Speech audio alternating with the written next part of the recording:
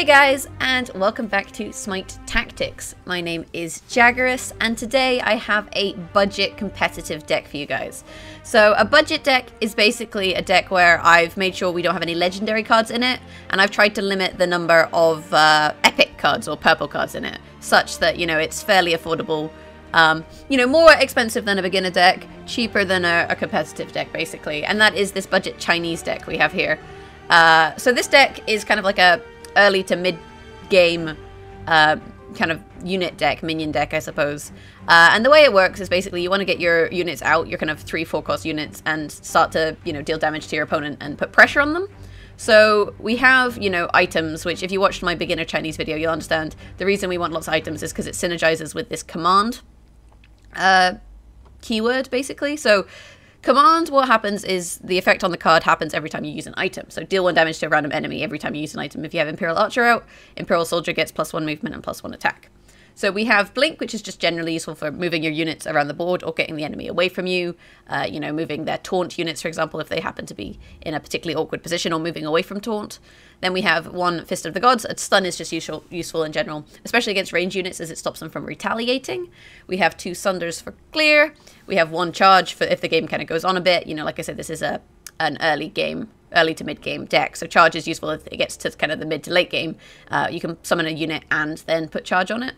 Then we have Imperial Soldier, command, +1 movement and +1 attack. So each time you use a unit, it gets more damage and more mobility. And what's good about this is you can kind of play this unit either in a bush if you're playing one of the Egyptian maps, Greek maps, or you can use Chang'e's ability to stealth this unit and try and basically stop your enemy from targeting it while it gets stronger as you use items. Then we have the Chang'e Transfusion combo. Chang'e, she has 5 health. And she also heals friendlies for 2, like in an AoE circle. But if you use Transfusion on her, it sets her attack equal to her health. So then she has 5 damage and 5 health, you know, if she hasn't been damaged, for example. And that's really, really nice because the way this combo works is that she's ranged. Alternatively, if you've weakened one of their units but not quite killed it, and you want to bring its damage down, you can use Transfusion to lower a unit's damage.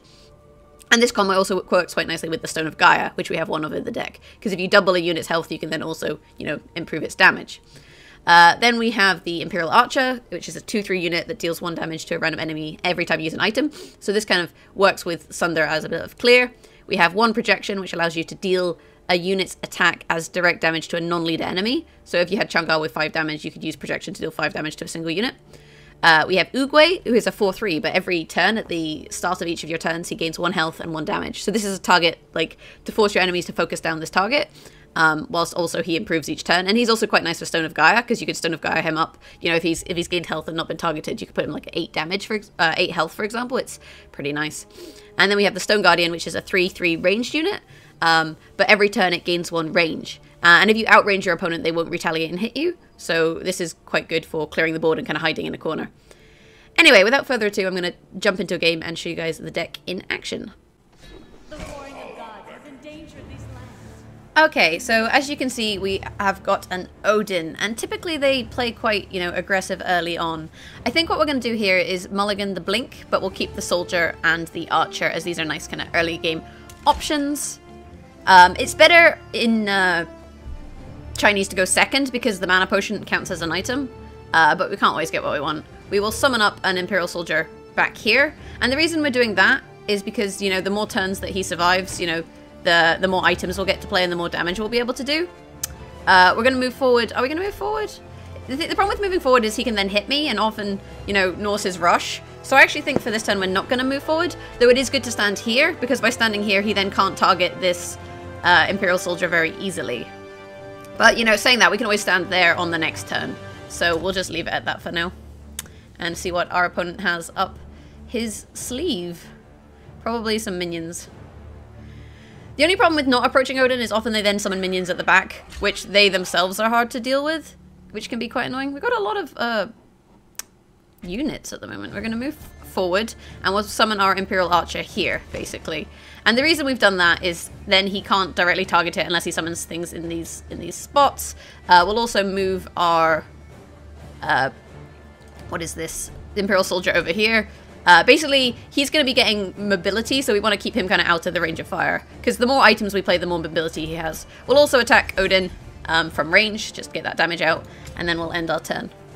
And potentially what we can do from here on out is start summoning, you know, smoke or using the stealth basically next to the soldier should we want to. I think a mayhem is incoming. Holy crap, that's a lot of units. Oh my gosh, and then he'll clear probably the Imperial Archer with the Fire Imp. That is just incredibly fortunate draw on the part of the Odin. And honestly, I think we're going to have a really hard time, guys, if we want to, you know, get this game back in our hands. What I think we can do here is... Let me see. Well, first and foremost, we want to, you know, attack these from range. I think what we'll do is we'll summon an Imperial Soldier here in the backline. If he has Frenzy in hand, which is basically boned. But we'll summon an Imperial Soldier here in the backline. We will range attack this Cursed Warrior. We will Sunder... I don't know, this Cursed Warrior. It doesn't really matter at this point. We'll Sunder a Cursed Warrior, and we will end our turn. And you'll notice now that our Imperial Soldier's attack has gone up, which is why we summoned him before we used the item, because of the command effect. What this means is that it now has, you know, a bit more damage. And, you know, hopefully he doesn't have too much crazy stuff in his hands, and we can, you know, deal with it. The other option we have is we can always projection... Well, now we can't. I was going to say we can projection the Imperial Soldier, and that's an option, but as things currently stand, it looks like we're going to be taking a lot of damage, you guys. We'll take another 2 probably from this one. And imagine he'll just trade it out because this is Rush Norse and he wants to, you know, get rid of my health. Because he's got another 3 damage in hand. Oh, surprisingly, he chose to hold on to it. Okay, so here's what we'll do. I think is we'll first and foremost get ranged from these units.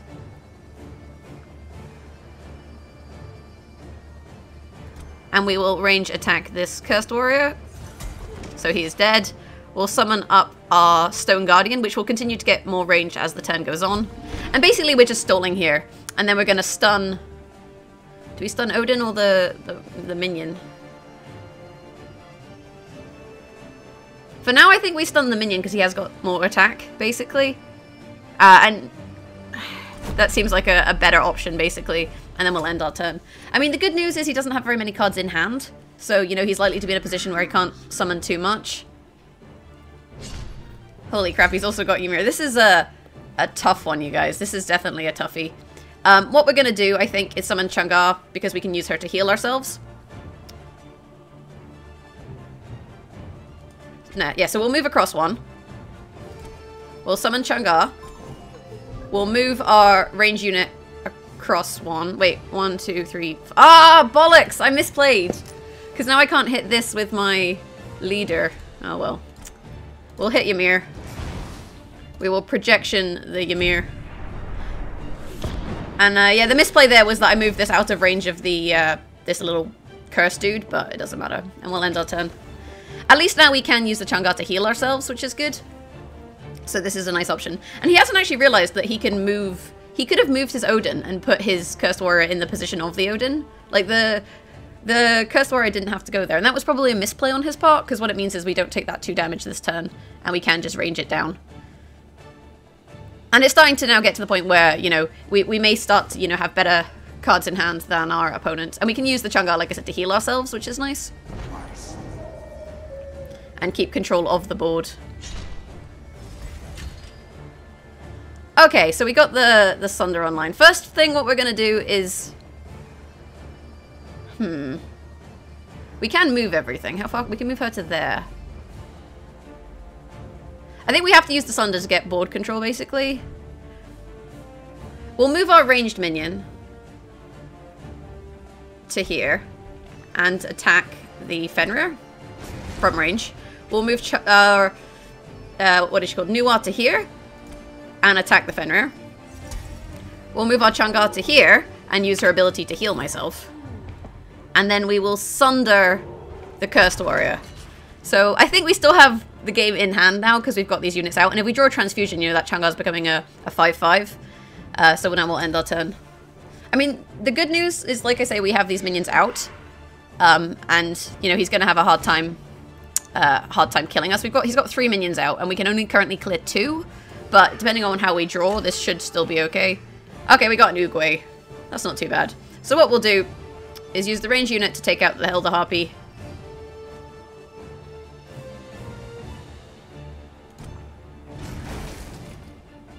We'll move me to maybe to here. I don't know. They're ranged, so it doesn't really matter. I think we'll summon the Oogway here. We could always use our smoke, basically, instead of attacking, but I think we want to clear his units. And Chang'e, we can't heal again until the next turn, so what we're going to do is just move her into a slightly safer position, which is over here behind these guys. And then end our turn. And maybe he doesn't realize that we have, you know, Transfusion to play. The only thing I'm worried about is if he has double backstab in hand, you know, that's going to deal 6 damage to me. And he's got 2 more on the board. So we do need to be very careful with our health and definitely utilize this Chang'e heal just to survive until we have enough board presence to take out the Odin. But it looks like he hasn't gotten his early game online like he wanted to do. So we're going to Transfusion the Chang'e, I think is the plan here. Transfusion the Chang'e. She's now got, what, 5 damage in hand. The thing is, we can't afford to not heal this turn. So we need to kind of move. Why can't I move? Oh, because there's nowhere to move to. That's fine. What we'll do is we will move... we'll move our this guy over here and attack. Then we can move me back to here. And we will heal. And then we can move Oogway in and attack. And what you maybe noticed here is that the Odin, he kind of peaked too soon with all those units and didn't manage to, you know, get what he needed from that. I guess maybe he doesn't have the frenzy in his deck or he didn't draw it. But we were really quite fortunate in that matchup, basically in terms of how it played out. And we managed to bring it back from a scary start, you guys. Anyway, I'm going to jump into another game and hopefully get a different pantheon to show you guys a different matchup. The warring of God has endangered these lands. I must. Okay, so this is a really lovely starting hand because we're going second and we got the Chang'e and the Transfusion along with Sunder for, you know, removal. And we have the Blink. We can probably afford to mulligan the Blink and just kind of see what we get instead because that's not usually useful until later on. And against, you know, against Isis, which is Egyptian, you know, we ideally want to be finding, we don't really need the taunt as much, so that's fine. I think we can delay a little bit with our Chang'e strategies, to be honest, although, you know, the Sobek's not a huge worry. The question is, do we want to maintain control of the board? The answer to that is yes, I would say. So in this situation, what we can just do is move... Oh, I came too far forward. I'm going to take return damage. That was silly. I was going to say move forward, but I came right in. We'll move forward. I mean, we don't necessarily have to, though. We could go for the Chang'e strategies instead. Let's do that. Let's do that. Move forward. Summon up our Chang'e. And we can attack Isis. Or we just don't attack. I think we'll attack Isis because she's going to look to stall out till the late game, whereas we really want to win in the early game. So we need to kind of get her dead. Got to get her dead, you guys. What I'd imagine will happen here is Sobek will charge me, dealing 2 damage, because abilities, you know, you get the damage in now. Although actually he charged a pot so that she could get the cards from the urn. And the urn cards are really useful in this game, it must be said. And you can see there she's attacked the Chang'e, which is the smart thing to do. If you see a Chang'e, you want to get it hit, because if you can get it hit, then I can't do the Transfusion strategy. Although saying that, I do have, you know, I do have a second Chang'e in hand. But what we'll do here is we'll buff up our Chang'e to 4/4. We'll move backwards from the Sobek and attack him from here. We'll move our Chang'e around to here and attack him from here. And we'll end our turn. And the thing here is with the 4/4 Chang'e is what we want to do is, like, if she attacks her, she's taking 4 damage in retaliation, which is kind of huge. She did clear it with the Magma Slam, which is annoying, but, you know, we've kind of forced her to play her hand there. And, you know, now we're the ones, like, in control. I wonder if I can Sunder this pot. Apparently not. I wasn't sure. I've never, like, tried it, so I didn't know if I could. And, yeah, what we'll do here is summon up our Oogway now.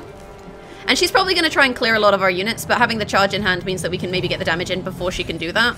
And if she doesn't have much clear in hand at the moment, we are in, you know, a fairly nice position with the Oogway out.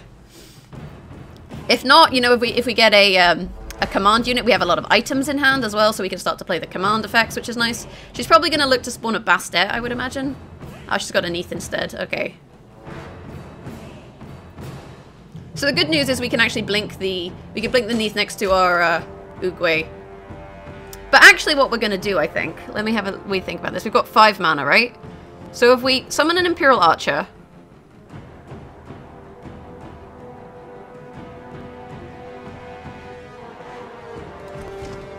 and then Sunder the Neath, that will also do damage from the Imperial Archer, which it did.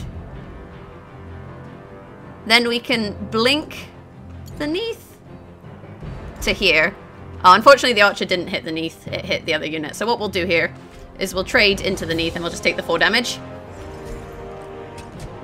And then we could go for the pot, the urn, but like because she's liable to be going for, you know, she's liable to be going for a clear strategy here, we want to just hit Isis in the face. Like when she's got 5 health, you know, the urn isn't as valuable really. And then we'll end our turn. And she's down to 5 health now, which is, you know, pretty dangerous for her. She's in a pretty awkward spot, if I'm honest. Let's see what she can summon up on her.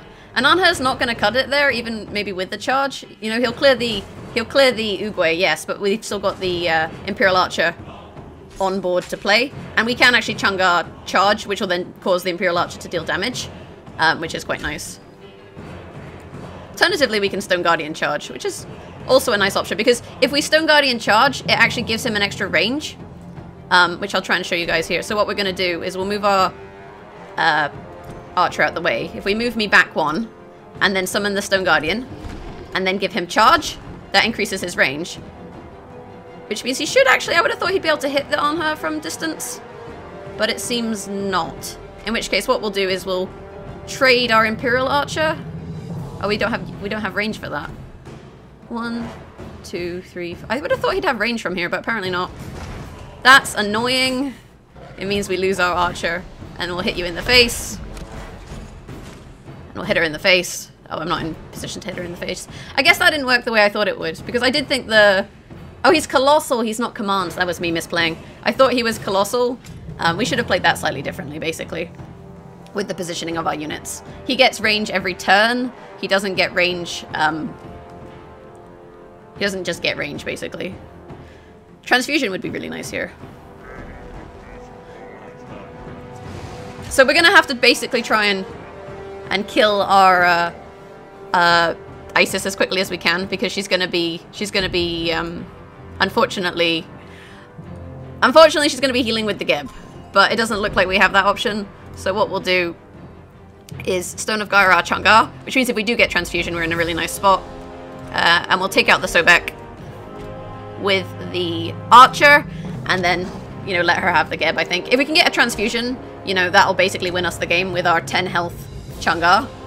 But, and there's what, a 20% chance that we'll draw Transfusion on the next turn? Our biggest problem here is just lack of cards. Like, we don't have any cards in hand. And then maybe you could put some draw into this deck, you know, to give you some options. There's a Sunder and a Khepri. And I'd be really surprised if she didn't heal herself with the Geb, in all honesty. And she silenced my Chang'e. That's still, you know, it's still fine, really. We'll put the Oogway out here. I mean, she only has support minions, so I'm not super worried about that. And then we're going to put the smoke out here, basically to buy Chang'e some time, so that she can't be silenced or banished, and then we'll end our turn. And we really just have to hope we draw the Transfusion here. That's kind of what our strategy is. And as every card gets drawn, you know, we have more and more chance of finding it. And you can see he's trading out with the Oogway, which is what we were trying to encourage her to do there, basically, is trade out her unit's health. Unfortunately, she's played Book of the Dead, which means she has a lot of gods, and that does mean if we don't draw Transfusion now, then we'll lose. Oh, come on, game. That's so rude. Right, we can run away and put ourselves in the smog, but she's still going to be able to hit us. We can heal up to... Oh, she maybe can't kill us this turn. 3, 4, 5, 6, 7, 8, 9, 10, 11. If we heal, I don't think she can kill us this turn. Which might buy us enough time to possibly win? You know when you're just hoping for that one card and it doesn't happen? We'll see what she does, but this is not a very good position for us to be in. I'm just gonna hope she has to, like, I'm hoping that she goes for face. If she goes for our face, then we should be okay. Oh, she had to execute. There's nothing we can do here, you guys. Oh, super unfortunate. Super unfortunate. And that's just, you know, we didn't have enough faith in the heart of the cards. And it's cost us the game. Because I'd imagine what she's going to do now is just hit us in the face. And we're not going to be able to clear these units because she has, you know, the Chang'e to heal them. And that's 4, 5, 6, 7, 8, 9, 10 damage. She's not going to win this turn, but without a 10 health Chang'e, you know, I just don't think we're going to win in general. I mean, we can wait it out till the end, but we should probably just concede at this point. But yeah, I hope you guys kind of saw, you know, how the matchup works, and you can kind of see the difference in strength, you know, when you get a Chang'e with Transfusion compared to when you don't. And unfortunately today we weren't really lucky, and we didn't really get it. Never lucky. Let's see what we draw. I don't know what could save us. Yeah, that's not going to save us. We're just going to concede and leave it at that. Ah, close matchup though. Close matchup. There's definitely 2 transfusions in here, you guys. I think they're just at the bottom of the deck. Feels bad. But yeah, that's basically the budget Chinese deck. And you know, if you want to improve it, things like Sun Wukong are really good. And Sun Wukong with actually beads, this is both legendary cards. But what you can run is you run Sun Wukong, if I can find him. Chinese. Yeah, so you run Sun Wukong with his animal transformations. And then you can use beads, which resets your ability, and you can transform into an animal attack with the cat form, and then beads it and do it again. So that's a really nice combo. Similarly, you know, if you want more card draw, if you get into a sticky position like I was in, there is the 3 mana cost Emperor's Prize, and this actually counts your leader, so provided you have at least 1 unit on the board, you know, you can use this just to get some cards in hand, which is useful if the games kind of go on longer. So that's something you could also tech into the deck if you wanted, along with Hu Yi for some Hu Yi Chang'e synergies. But yeah, let me know in the comments below what you thought of the deck, what you would change, and what you want to see in future deck guides. I've been Jaggerus, and this has been Smite Tactics. And if you want to support the channel, you can always subscribe. Alternatively, you can catch me live streaming at twitch.tv/Jaggerus, or follow me on Twitter at Jaggerus. Thanks for watching, have a great day, and I'll catch you next time. Bye!